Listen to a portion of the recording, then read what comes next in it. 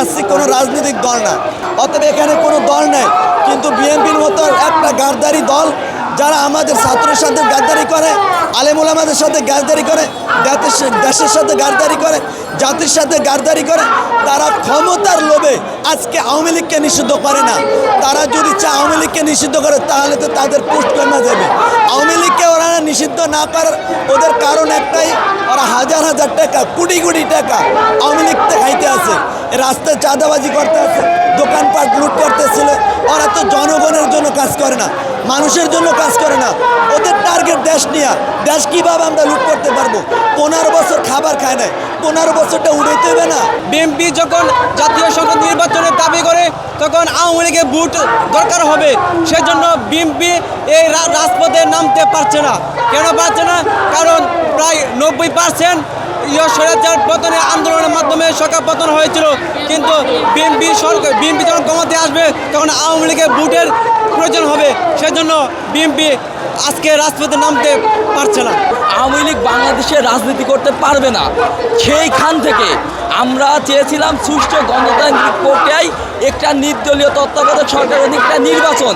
সেখান থেকে বাংলাদেশে আপাময় জনসাধারণের প্রতিটা রাজনৈতিক দল কিন্তু এক কাতারে ছিল।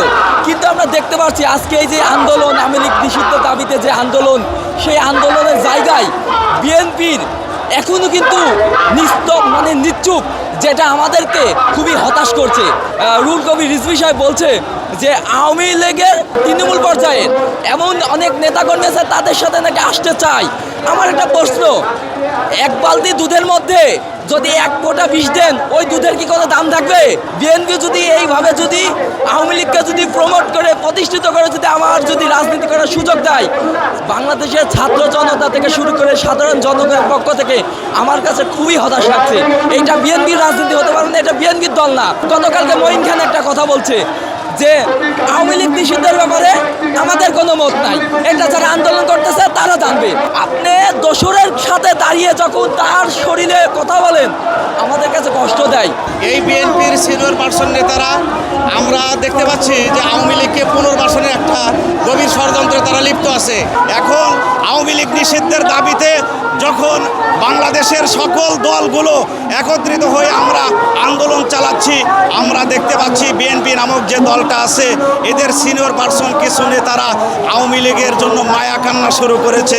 আসলে মূলত আমরা মনে করি, এটা আমার মতামত নয়, এটা বাংলাদেশের অধিকাংশ মানুষ মনে করে আওয়ামী লীগ এবং বিএনপির মুদ্রার এপিঠ ওপিঠ, এদের ভিতরে কোনো পার্থক্য নাই। বাংলাদেশের 18 কোটি মানুষ যখন একতাবদ্ধ হয়েছে আওয়ামী লীগকে নিষিদ্ধ করেই এই পথ থেকে আমরা রাজপথ আমরা ছাড়বো ইনশাল্লাহ।